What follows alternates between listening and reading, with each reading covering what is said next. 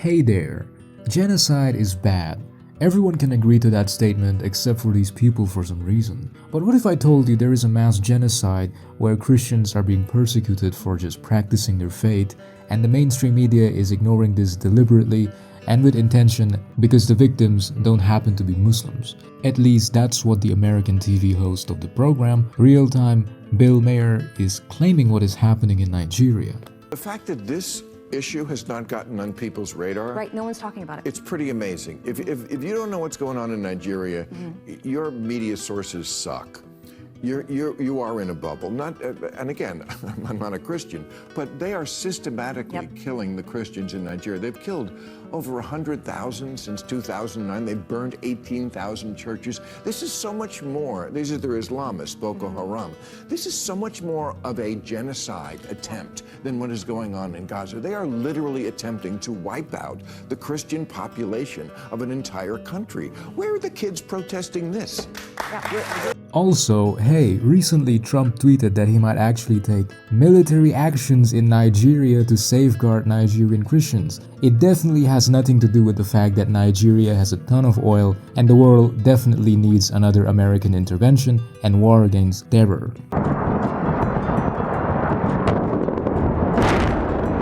Coming back to Bill Maher, he is also known to have defended Israel multiple times, even though almost every international organization recognizes that what is going on in Palestine is a genocide. He's been unequivocally pro-Israel, as are most Americans, and when pro-Palestinian protesters showed up at his home, he went up on the roof and waved an Israeli flag.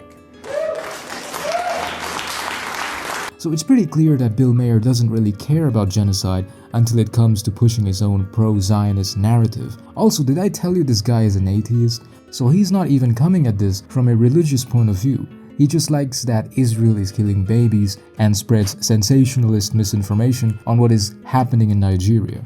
The main talking point Maher gives is that Christians are being genocided, and mind you, the word holds a very important weight here. I give a lot of emphasis on the word genocide because we have very specific notions on what a genocide looks like and is on the ground. Bill Maher has no knowledge about Nigeria, let alone the very complicated history of Nigeria. I'm not trying to say that one needs to have a PhD in history or politics to certainly talk about complicated worldly matters. However, Bill Maher happens to run a talk show host which happens to be very successful. So it's definitely a big problem when a person who has no idea about these topics rambles on bullshit on national television to an impressionable audience. Is religion a cause of the conflict? Yes. Is religion the only and biggest cause of the conflict? No. So why is religion being pushed into the narrative? In this video, I'll try my best to make you understand what is happening in Nigeria. This video certainly won't be free of any biases because I tend to be biased. Every human is biased. But I'll try my best to give you an unbiased bottoms-up view of the violence happening in Nigeria. Only in the war-wrecked ghost towns of the East could I see palpable evidence of a country fighting for its life. And not one Nigerian in 1,000 has seen this. Welcome back to the channel, and if you're new here, glad you could come. To understand about the supposed genocide in Nigeria like Bill Maher claims, you have to understand the history of Nigeria. So here is a short but relevant history of Nigeria to give you some background. The Nigerian state is a secular government and it has almost equal amount of Christians and Muslims. So when people claim that Nigerian Christians are being genocided, they're not referring to the government of Nigeria, but rather a few terrorist groups in the northern part of the country. More on that later. So you can roughly divide the present-day Nigerian state into 3 regions: the north, the southwest, and the southeast. Each of these regions have their own unique culture and heritage. The north have the Hausa Fulani tribe, the southwest have the Yoruba, and the southeast have the Igbo. Note that there's a bunch of other tribal identities and religions and ethnicities, but for the sake of simplicity, I have densed it down for most of the audience. Sorry if I've left out something important. When the Britishers came to Nigeria during the mid-1800s, they found that the land was decentralized, rich, and diverse, the perfect soil for exploitation and opportunity. You see, what the English found when they landed on Nigeria was that the north of the region was under the Sokoto Caliphate, a recently established Islamic empire which is surprisingly not known a lot about outside of Nigeria, even though it's a fascinating piece of history. Its society was complex and religion played a very important role in everyday life, which revolved around the Sharia law, which gave the emirs or the rulers a lot of power over every part of the society. In the southeast, you have the Igbo people, which was way more decentralized compared to the north, and the society was governed by tribal leaders, chieftains. Religion mainly involved animism and ancestor worship. In the southwest, things were even more interesting. You see, the main dominant ethnicity here was the Yoruba. Yoruban history and culture is just insane, and I could possibly not do any justice in this video. But to give you necessary context, the Yoruba people lived in a number of city-states. They had the same language, and culture and politics was decentralized among the city-states. The Yoruba mainly practiced their faith called the Orisha, while some also practiced Islam. Of those tribes, 3 were dominant. The Hausas, most numerous, Muslims in the north. Medieval, lagging behind the others in education and commerce. The Yorubas in the west, animists and Christians, the first educated. And the Igbos in the east, where Christianity is now strongest. Contact between these 3 groups of people were not that frequent because of harsh geography and isolation. The north mainly traded along the Niger River and had limited contact with the southerners. When the Britishers came, they mostly focused their colonization in the coastal southern areas because they were mostly looking for trade, especially palm oils. The first people they encountered were the Yoruba when they annexed the Yoruba settlement of Lagos. Then the British rapidly Christianized the rest of the south through missionaries. The Igbo in particular were taking the new religion over their old one. And the Igbos in the east, where Christianity is now strongest. The northern part of the region was of way lesser economic importance for the British, and also that was where the Sokoto Caliphate was. The Britishers knew that it was a more centralized state, with already existing bureaucracies with taxation in place, and heavily Islamic in nature, which did not really like Christian foreigners meddling in their affairs. Hence the British introduced a new indirect system of governance. Since both the British and the emirs knew that war would be costly and very destructive, they came to an agreement. The emirs would stay in power and they would rule their land, and all the religious matters was going to be Islamic in nature with no Christian meddling. In return, the Britishers would get tributaries and taxes which were already administered by these local emirs. The Britishers even went as far to ban Christian missionaries to stop the spread of Christianity due to the emirs' demands. The result of all of this was that the South was Christianized and was subject to a bunch of reforms by the British. You had Western system of education and bureaucracy, which slowly modernized and effectively built much of the modern Nigerian state that you see today. What this also meant was that the North was ignored and left up to its Islamic emirs with their local customs, which led to the region being underdeveloped and not being educated like its southern counterparts. The South had rapidly taken up Western education and ways of thinking and generally had way better standards of living compared to the North. In 1914, the British officially united these 3 regions with wildly different cultures and practices and created the modern-day Nigerian state. However divided it was now united, for the better or the worse. Fast forward to the aftermath of World War II, and Nigerians from all across the country, regardless of their ethnicity or religion, started demanding independence from the British. And in the 1st of October of 1960, Nigeria finally gains independence. Immediately after, the tensions were high. The North rightfully feared Southern domination due to its own lack of development and a well-educated population. This led to a lot of distrust among the different communities in the country. You also had big tensions between the political class and the military. The latter thought the politicians were corrupt and incapable of governing the new state and were frustrated by favoritism and elitism of the state politicians. Fast forward to the 1964 elections, which was undoubtedly rigged. This led to the army seeing themselves as the only force which can bring justice and end corruption and bring stability. In 1966, this came to a coup, mostly led by Igbo officers, mainly led by this man, Chukwuma, with the main goal of overthrowing the Nigerian government. The coup was supposed to take place nationwide in major cities, including the capital, Lagos, Kaduna in the north, Ibadan in the west, and Enugu in the east.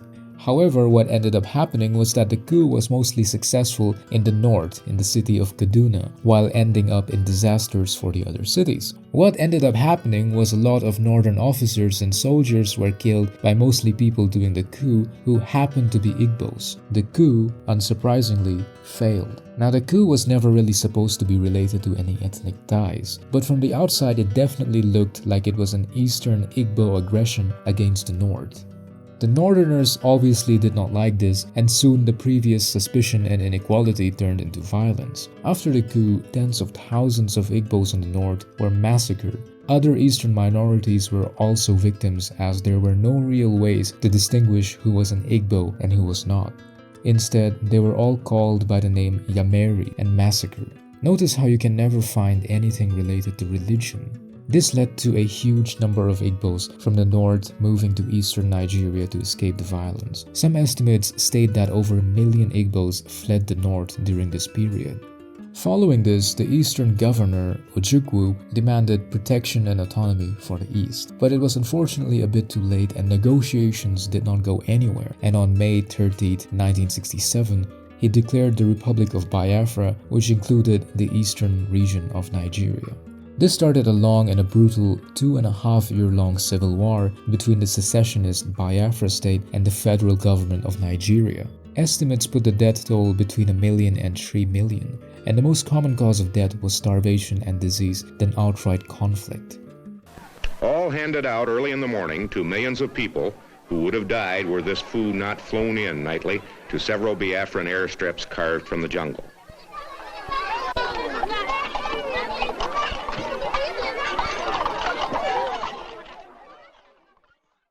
Now that you have kind of a background on Nigerian history, you might finally begin to know how ethnicities and political representation and power was the main cause for such horrible outcomes. Religion is often used as a convenient justification for killing the other side. After the civil war in Nigeria, the north, which was already poor and less developed and largely Muslim, began to feel economically marginalized, while the south was much more richer, had better infrastructure and largely Christians. Soon, something else would come along which would make the situation way worse: oil. Lots and lots of oil in the southern part of Nigeria, which mostly enriched the south, which was already comparatively doing much better than the north. The discovery only managed to make the already stark economic imbalance between the north and south worse. The north, unsurprisingly, was increasingly feeling that they were being ignored, and somewhat rightfully so. And this happened just around the time when the Muslim world was undergoing a very radical change. The defeat of the Arab coalition in the '67 war and the 1979 Iranian Revolution, which made Iran into a Shia theocracy, and the Grand Mosque seizure in the same year.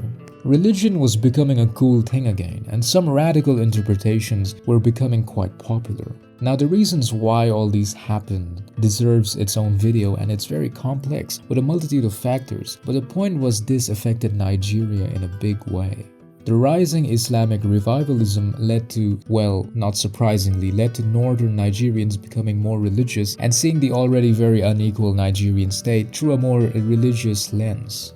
This man is Muhammad Marwa, originally from Cameroon but moved to the northern city of Kano in Nigeria somewhere around 1945. He started preaching the Quran, and well, the things he preached was quite controversial to say the least. He quickly became very popular and earned the name Metasine, which quite literally means the one who curses others, in reference to his critical preachings against the Nigerian state and other religions. Metasine's teachings were rather unusual even for a Muslim preacher. He denounced the use of watches, radios, bicycles, and cars, and what was even more weird was that he rejected the Hadith and the Sunnah, which both are very important in Orthodox Islam. The Britishers, who were still in control of Nigeria, not surprisingly, did not like this man who came out of nowhere and was causing quite a lot of social unrest, so they exiled him. But he came back soon after Nigeria declared its independence, and this time he had gathered a large following in Nigeria. Most of them were impressionable young boys, some as young as 10 or 12 years old, and unemployed migrants, and those who felt that mainstream Muslim preachers were not doing enough for their communities. It did not take much for things to turn violent, and the movement transformed into a rather militant one called the Yan Tatsine. and what followed were brutal clashes with other religious groups and the Nigerian state, killing over 5,000 people in 1980. Metasine was one of the people killed. One more thing to mention here is that before he died, he apparently went so far as to reject the prophethood of Muhammad and proclaimed himself as Anabi, which is Hausa for prophet, which is not a pretty usual Muslim behavior. So it was pretty clear this guy was on a power trip and religion was a way to promote his own delusional world views. You are probably more familiar with Boko Haram than Metasine, but I wanted to show you how these two are similar in a lot of contexts. Boko Haram was founded in northeastern Nigeria by Muhammad Yusuf, which has been responsible for killing tens of thousands of people. And here's the interesting part. Most of the people killed by Boko Haram to this day are Muslims and not Christians, despite its hostility to Christianity. Boko Haram has slaughtered thousands of Muslims, including clerics, village heads, and civilians it deems apostates or opponents. Just like Yantatsine, most of the people who joined Boko Haram are unemployed young and impressionable people. Am I defending or humanizing these people? No, not really. I don't want to do that. However, to categorize this as a united Muslim jihad against Christians, like some American people like Bill Maher are claiming, is completely false. Christians have undeniably faced religious violence and it's well recorded. However, to claim this as a genocide without giving the context is inherently stupid and dangerous, especially if you're a talk show host and a singer. I don't know, for some reason, she tweeted this out. A significant portion of the violence is miscategorized as religious persecutions. As rainfall started to decline due to climate change and Sahara advanced southwards, Muslim herders who were mostly pastoral, who had roamed the north, began moving to the fertile middle belt of the country. These regions were largely inhabited by settled Christian farming communities. This huge migration from the north over the past 4 decades or so puts a lot of pressure on farmlands and creates regional conflicts, and things have absolutely turned violent and sadistic, involving thousands of human lives from both religions. And here is something. By the mid-2010s, farmer-herder clashes were killing as many or more people annually than Boko Haram, though they received less international attention. And let me remind you, a lot of herders coming from the north are also escaping from Boko Haram. These people are not coming south and causing problems for no reason, but are being driven out. Most herders are Fulani and Muslims, while most farmers are non-Fulani and Christian in the middle region. Hence, when violence occurs, religion becomes a convenient excuse. Muslim herders killing Christian farmers or Christian militias attacking Fulani Muslims. This framing has allowed politicians and media to conveniently drive religious narratives and drive away attention from more complicated matters like climate change and huge socio-economic gaps between different ethnicities within the country.